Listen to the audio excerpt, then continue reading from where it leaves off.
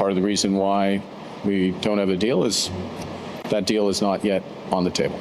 I can't believe who people voted for in this country. Welcome back to Moose and Loose. My name's David. Today we got Mark Carney doing a press conference in a steel factory. Remember that thing he said that Canadians aren't using any more steel? He gets asked a few questions in this press conference afterwards, and he just has the worst responses ever. It does seem at this point he's giving more to Trump. He's unveiling one piece at a time until Trump's happy. As you'll see here, let's jump into this. Starting this one off, we've got Indigenous spending nears $32 billion, but results still lacking. This coming from this report here from the Winnipeg Sun. That's more than Ottawa spending on national defense, $29.9 billion, and over half of what's being transferred to provinces for healthcare through Canada's healthcare transfer, $52 billion. I've said this before, I'll say it again. All Canadians should be equal. No more money to Indigenous groups. All land should be treated the same because corrupt Indian chiefs are pocketing this money. Everyone should have clean drinking water. Everyone should have roads. Everyone should all have the basics at this point based on the hundreds of billions of dollars that Canadians have paid for Indigenous services. It's getting pocketed. This system must end.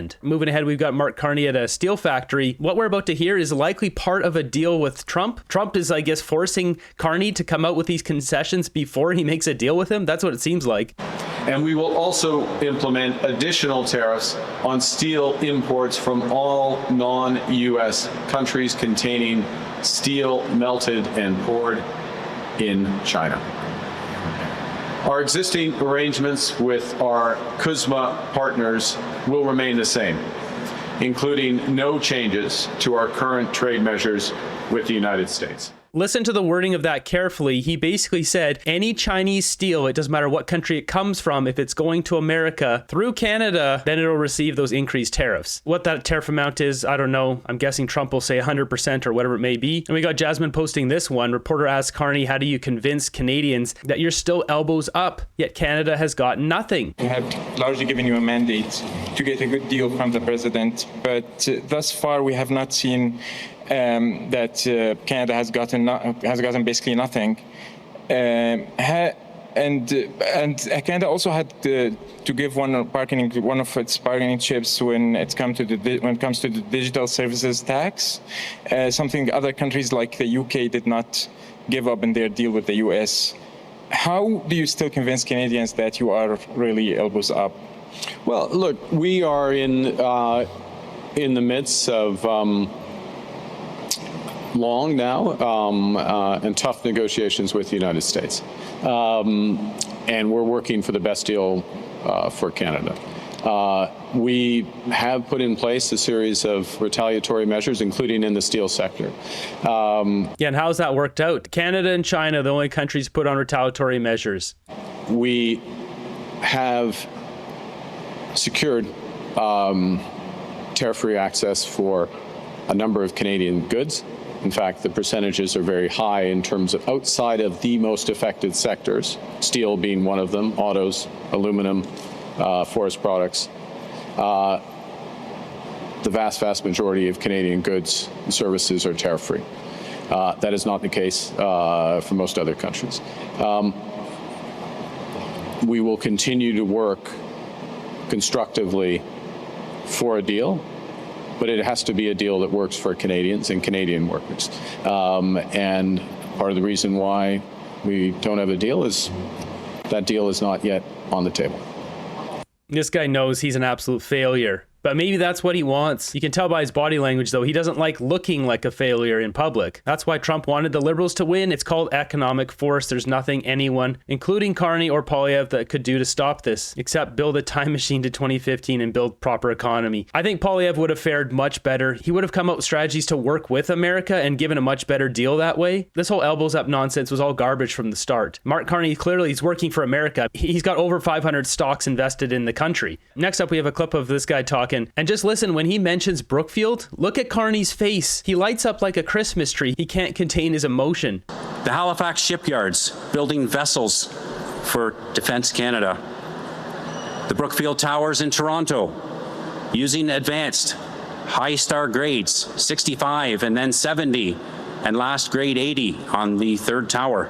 That body language there, that smile on his face, he couldn't contain it. It shows you where his loyalty lies. It's with Brookfield, it's not with Canada. I mean, we know that though. As for my recent update on his stocks here, he still only has 3 Canadian stocks: Lululemon, Canadian Natural Resources, and Canadian Pacific Kansas City. That's it. 3 Canadian stocks. Liberal supporters got used by Carney. It's absolutely embarrassing. Moving ahead in this press conference, Mark Carney gives his full support of the actions of Gary Sandry, his public safety minister, in allowing terror lords to come into Canada. That's not a joke. Daniel Dove, Global News. Prime Minister, Global News has an investigation has unveiled that the public safety minister wrote letters before he was the public safety minister on behalf of a man and his immigration status to come to Canada, even though this man was a member of a listed suspected terrorist group. The public safety minister is in charge of border security, obviously very important to any trade deal going forward. What confidence do you have in the public safety minister? What's your reaction to this, sir? Thank you for the question. Look, the public safety minister has been transparent about the details of that situation, and he has my confidence. Thank you.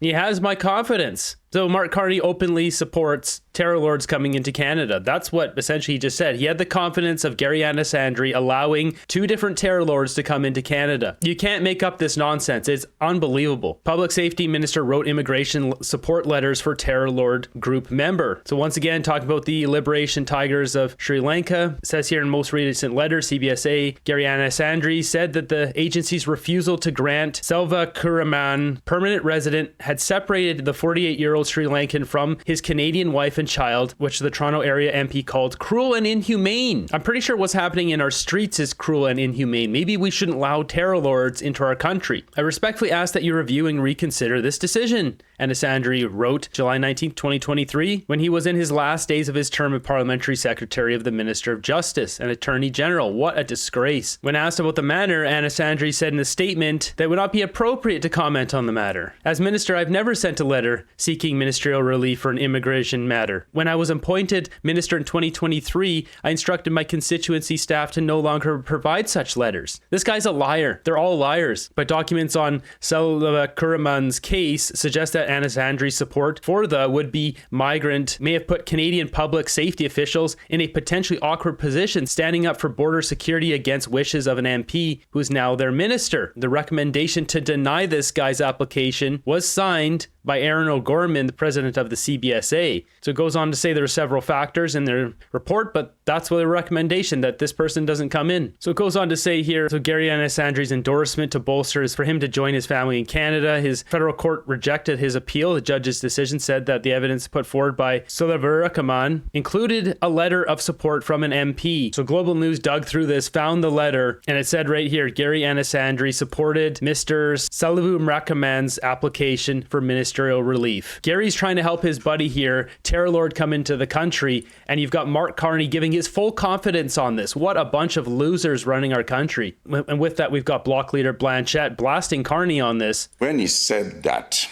Mr. Carney said that there would probably be some tariffs left after an agreement. He just mentioned something obvious.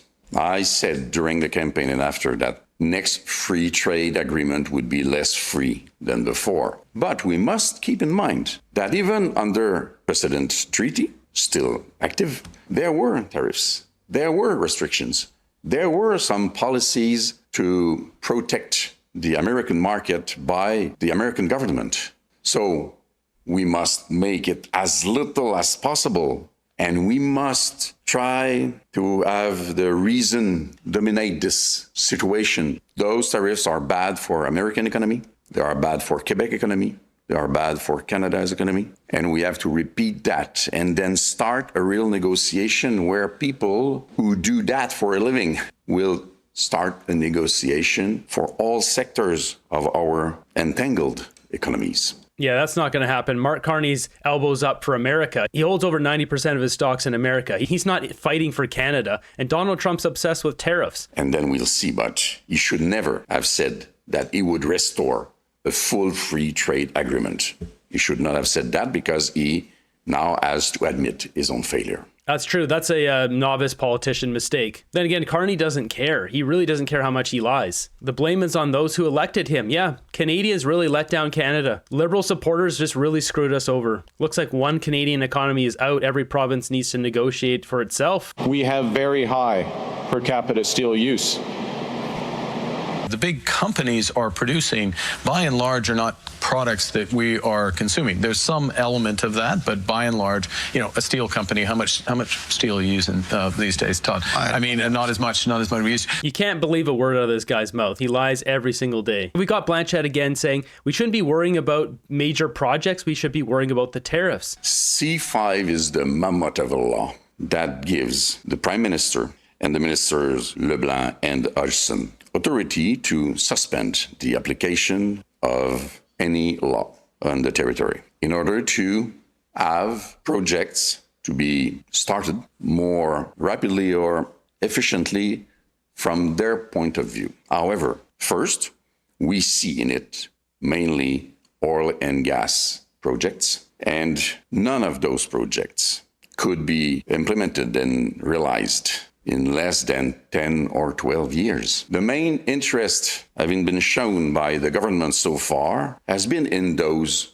projects. It has not been in oil and gas. It's been green eco projects. Blanchette sometimes drops some real truth bombs, and sometimes he's just a buffoon. Mark Carney has talked about modular homes. He's talked about EV mandates. He's talked about data centers. He's talked about nuclear power. There's very little talk about oil and gas because that's not where all the back end money is on it for Brookfield. And I really wonder if Carney's got a strategy up his sleeve because he's got these conflicts of interest. Will he use this as a strategy to not do oil and gas, not do a pipeline? Because you got North River Midstream, number 26 on his conflict of interest list, and number 29, Interpipeline. Both of these exist either here, this is Interpipeline, and if we had a map for North River Midstream, it's over here. So will Carney just say, well, we can't do pipelines there because I'm conflicted with these projects, and that wouldn't be fair to Canadians, so we're going to have to do all this eco-green bull crap over here. Carbon capture, that's the way to go. We got to be competitive on the world stage. We need carbon capture. Meanwhile, as you can see the numbers on these ones, he's conflicted here too. So I wonder if he's going to use this as a way to get out of building pipelines and just say it's, oh, well, he's conflicted. When really, Mark Carney can't act on anything. Like what conversation can he be involved in? He's conflicted with all of them. All of them, he's going to have to walk out the door anytime they start talking about anything. Oh, we're talking about nuclear power. Oh, time for Carney to walk out the door. He can't make any decisions. This guy's the worst prime minister in Canadian history. He's so conflicted, he can't make any of the decisions. Who's going to make the decisions then? That's why his number 2 is so important. Is it going to be Francois Philippe Champagne? He told Francois, hey, make sure you buy an extra couple $100 million of Brookfield,